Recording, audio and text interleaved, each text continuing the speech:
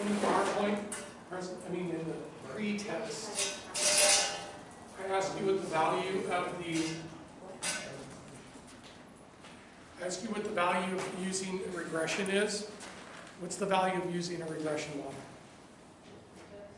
Yeah, on the pretest. I don't know what page it's on.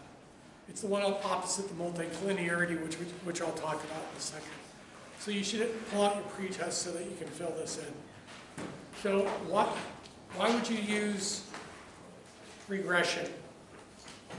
Forecast features. Exactly, you're forecasting, right? You might be forecast.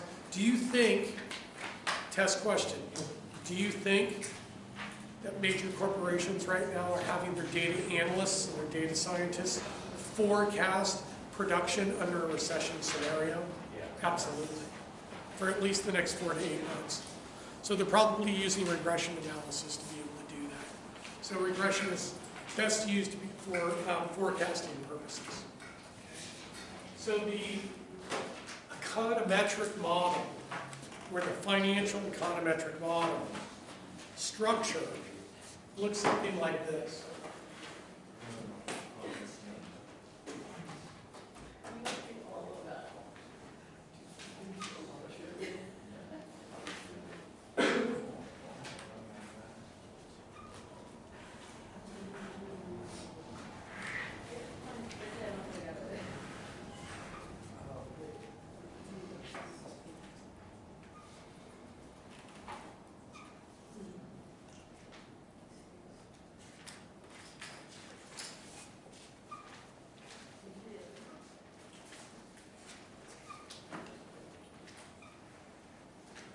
Basically how the model looks.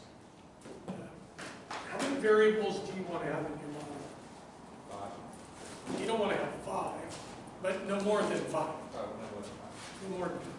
But even if you have 5, what's the problem that you might run into? Multicollinearity, exactly.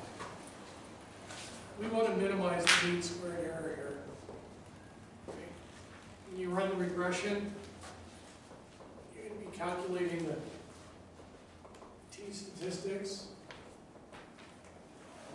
And what's the range of the t-statistics?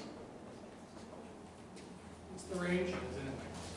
Yeah, it's like plus and minus 2. Actually, anything that approaches 2 is too good. Okay? And if it's negative, it's moving in the opposite direction. But it is a measure of statistical significance for the independent variables. The model adjusted R-squared when you test the model, or the F statistics. And anything around 5 is pretty good. When you're getting like 8 to 13, that's pretty strong. You might be getting multicollinearity. And if you're getting 15 to 23, you probably have multicollinearity in your model. Because your adjusted R-squared and your F statistic is too high.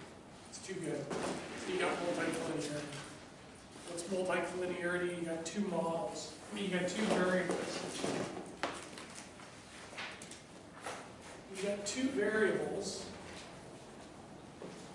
that are highly correlated to each other and also highly correlated to the dependent variable. So what you would do,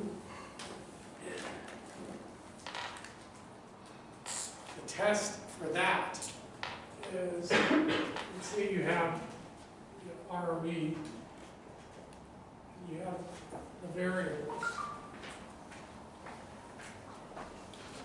over time. You would basically, first thing you would do is you would run it.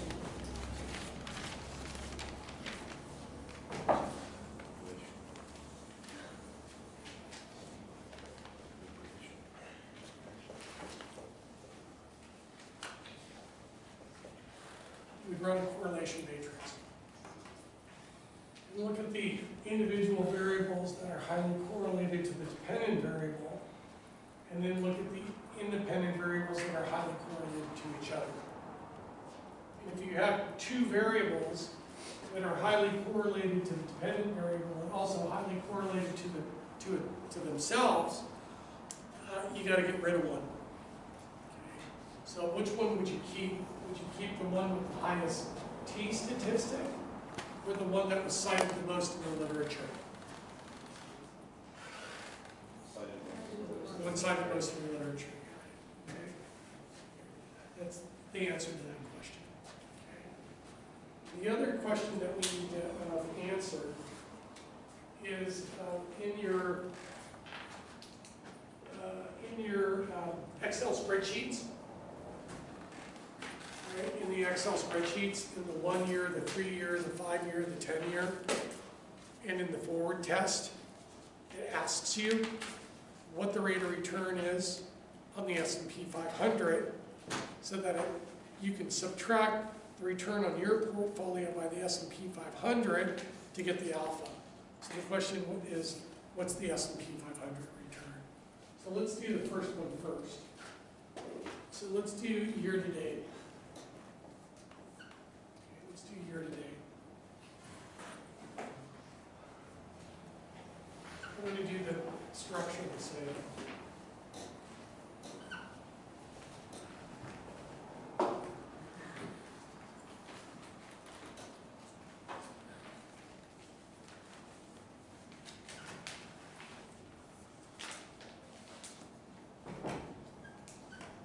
Can you give me the, what is it, what is today? 227?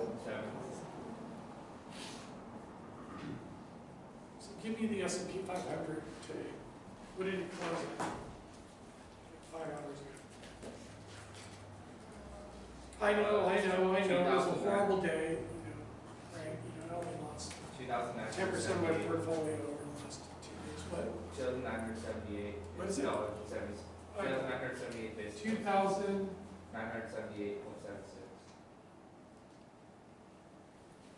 29.79. Yeah.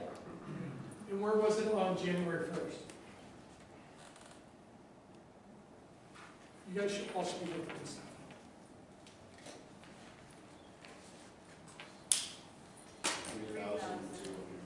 Ooh, that's awful. I'm going to start crying. My wife is really upset. She doesn't understand that markets go up and markets go down. Okay, so how much was it? What was it? It's 3,258. 2,158. Got it. So what's this equation right here? Pull out your calculators. You need to be doing this. Either you program it in your Excel, or you break out your calculators and do it on your phone. I don't care. You got to do the calculations. Do you have calculators? You need to be click. You got to figure this stuff out. Do you think, what's your major? Got it. Okay. Do you think you're going to be calculating average annual compound growth rates? Yeah. Do you think they're going to teach you how to do it? Well, they might if you're lucky. So you got to know how to do it. So give me the equation. It's 29.79 divided by 32.58. What is it? 0.914. What's 0.94 minus 1?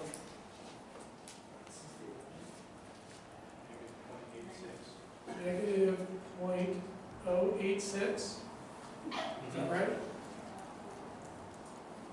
Times 100. What is it? Negative 8.6. Oh.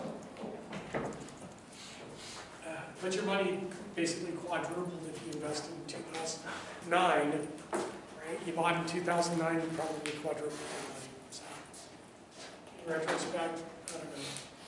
Is it a big deal? Yeah, it's technically a correction. But, in the long run, I would be buying really good.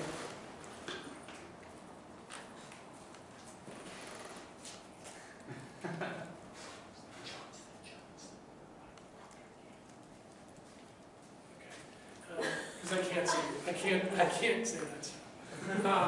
So let's do the 1 year. Okay, let's do the 1 year. Sometimes you can't say things on video. So let's do the 1 year.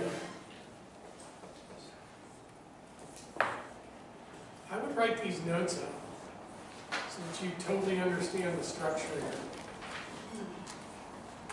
Oh, wait a minute. So this was year to date, that's 1 divided by 1, sorry.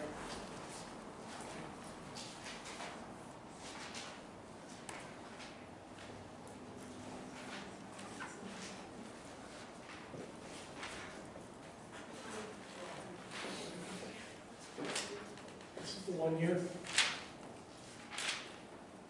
So we already know what the numerator is. 2970. No, we want to do as of January. This is your forward test right here.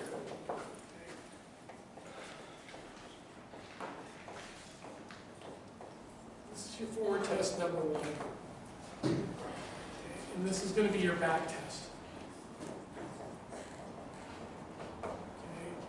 And where was the index on January? Oh, we already know. It was 3258. Right? So January 1st, 2000. Where was it on January 1st, 2019? 2,704. 2,704. Got it. So what's the ratio? It's 3258 divided by 2704. 1.2. What is it? 1.2. 1.2 to the 1 divided by 1 is 1. So it's 1.2. So what's 1.2 minus 1? 0.2 times 100 is what? 20%. All right, so there's your 1 year back test for the S&P 500, so you're going to put that in here, so we can start benchmarking.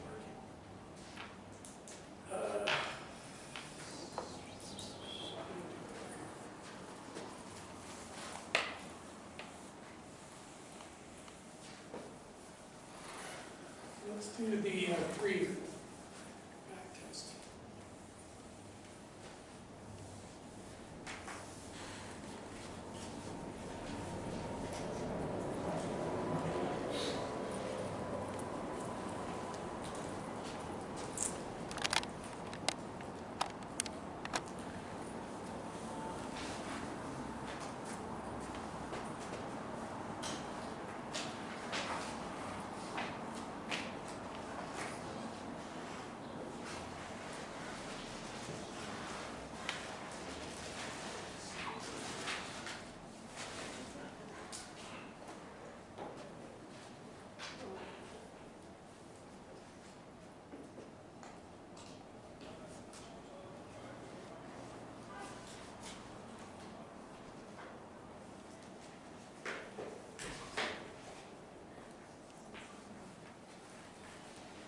So I already know what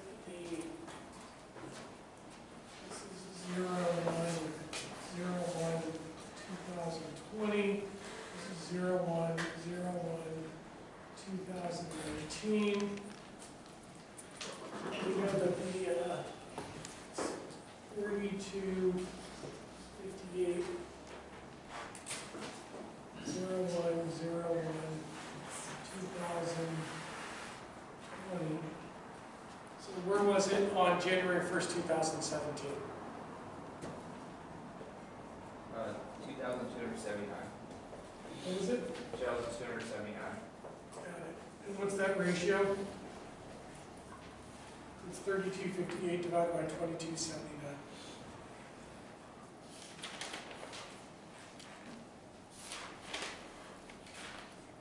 $1.43. 1.43. And what's 1 divided by 3?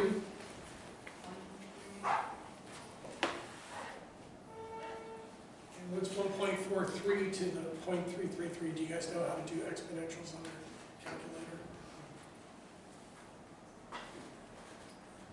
1.13. Okay. Minus 1. 0.13.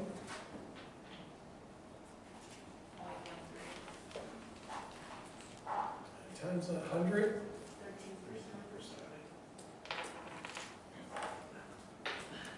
So if I know this, if I do this calculation and I get this, I know the rate of return is what?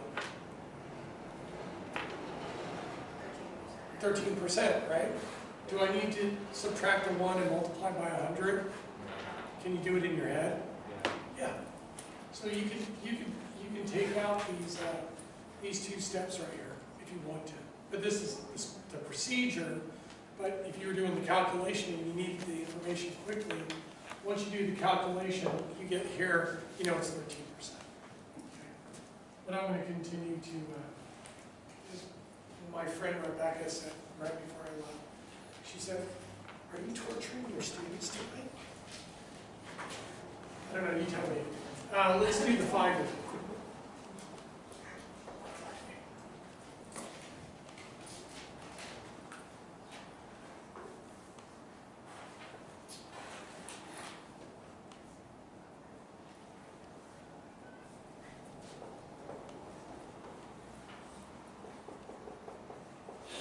So we already know what the January number is, right? 3258. So where was it in, what are we looking for? 2015? January 1st, 2015.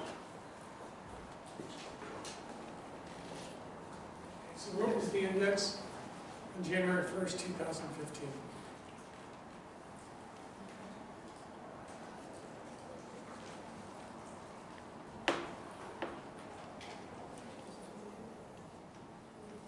What's it? 2028. 2028, like that? Yeah.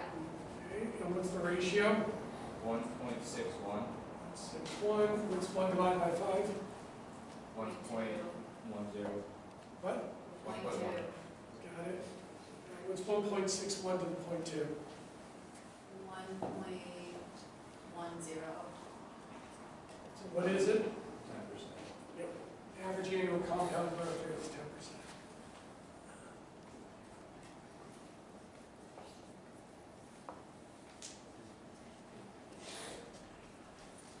Okay. And let's do the 10-year. What's the problem with going back 10 years? Financial crisis. Yeah, I don't have it, right? The financial crisis was basically between 2008 and 2010. A 3-year period right there. So by using 2010, I'm not capturing the whole trough. So I really do need to go back 15 and maybe 20 years. But a lot of your stocks weren't around, 15, 20 years ago. But we'll just stick to the 10-year.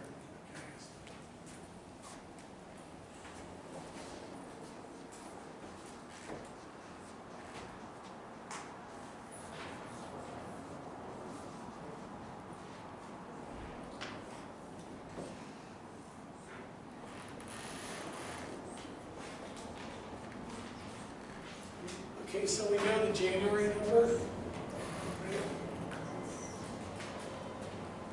3258.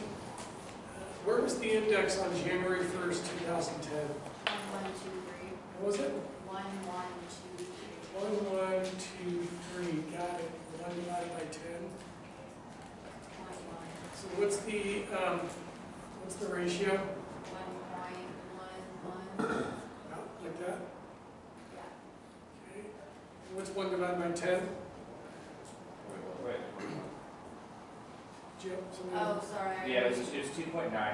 The I already first calculated it ratio. out. Yeah, sorry. This? Yeah, it's 2.9.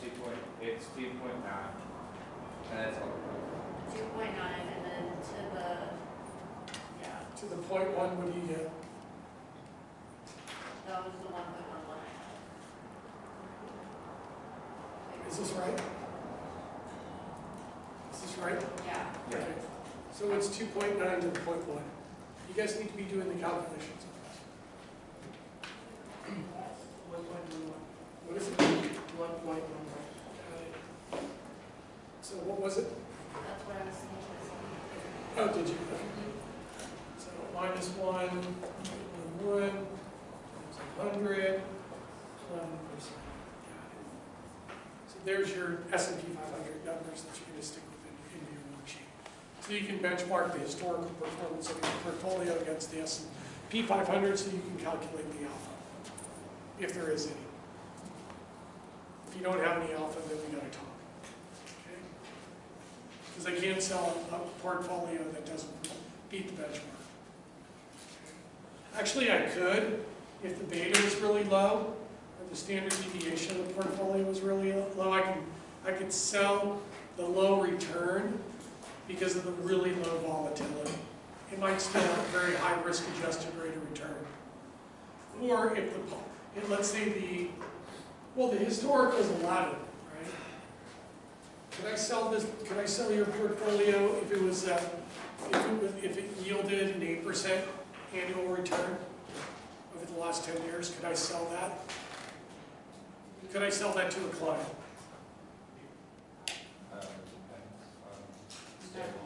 Well, I mean, under the rule of 72, would their money double in less than 10 years? Under an 8%. 72 divided by 8 is what? How many years? What? 9 years.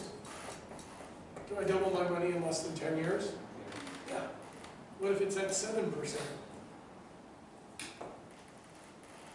How long does it take for me to double my money? A little more than 10.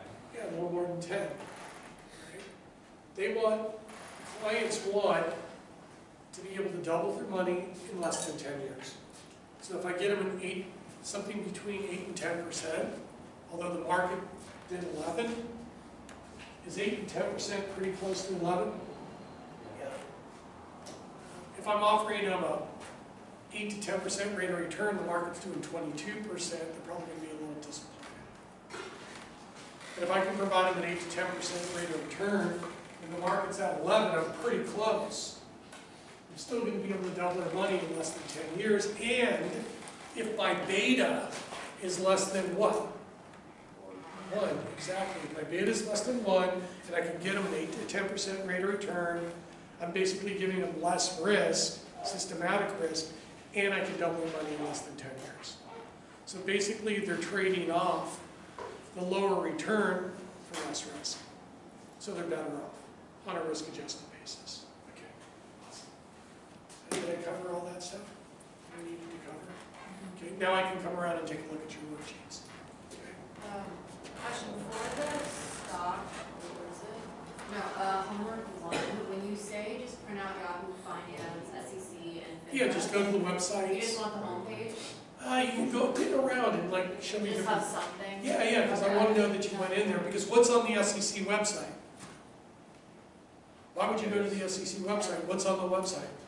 10Ks, right? 8Ks, 10Qs. They got the financial information on the website. Is the financial information that's made available to you based on the registered product, that needs to be registered before it can be listed on an exchange, such as an ETF and a stock? Do you think that the 10Ks and the 10Qs are reported in a standardized format? Yes.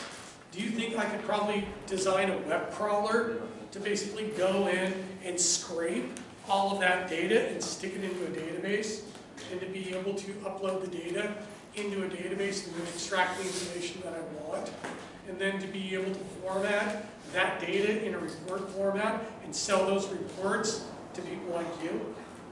Yeah. Yeah. You do that? My company does.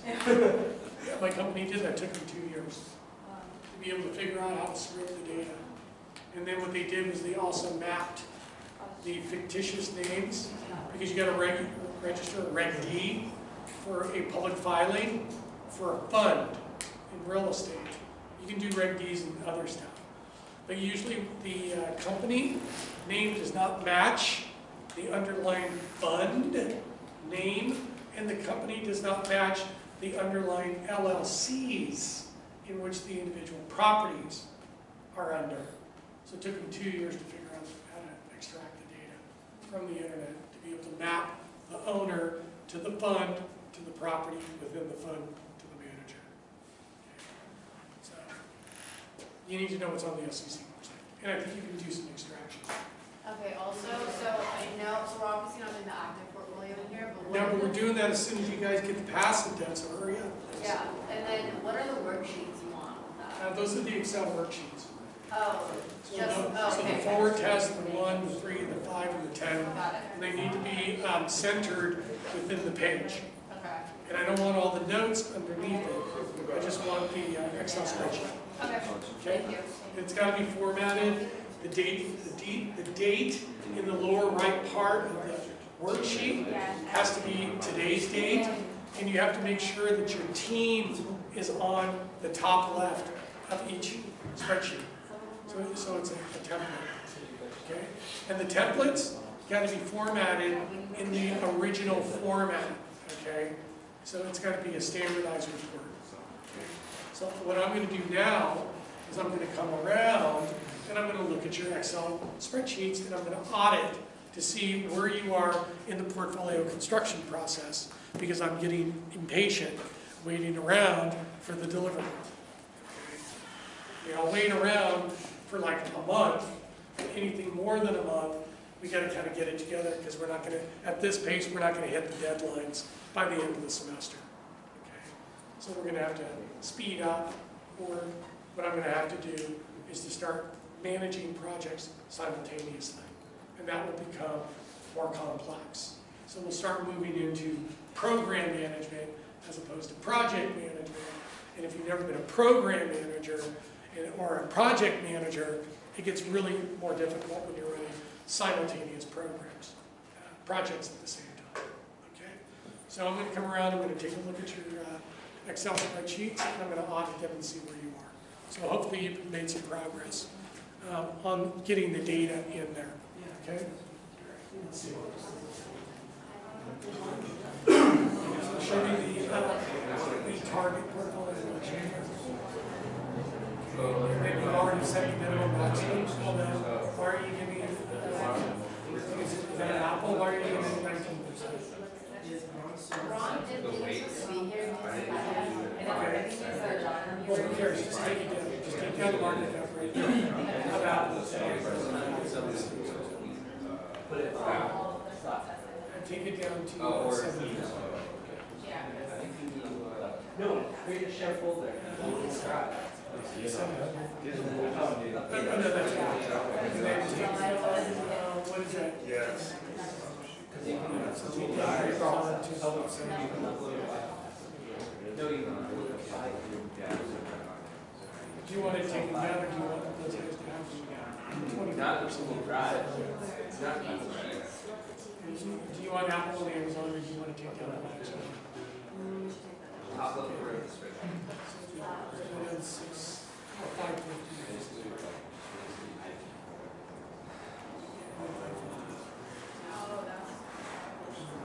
And then your minimum's going to be 1%, is that enough? Or do you want to take it up to 2? So that's play with it. Okay. And then, do you already have the prices for the 1-year, the 3-year, the 5-year, the 10-year in? I think Ron has it, but I've been. Oh, shit, okay. Yeah, he's the technical, Okay, yeah, so he's working on that, but I think that, we'll just. okay, well, you already have the SI. Yeah, That's all you have to do now is just put in the 13510 and the forward pricing. You have the returns plugged in and done, and then just transfer it onto the mellow. okay, And then print out the worksheets. okay. And then don't staple it, just clump it together. And then start with. Okay.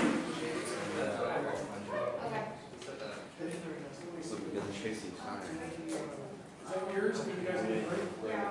Okay, let me see your mask. So,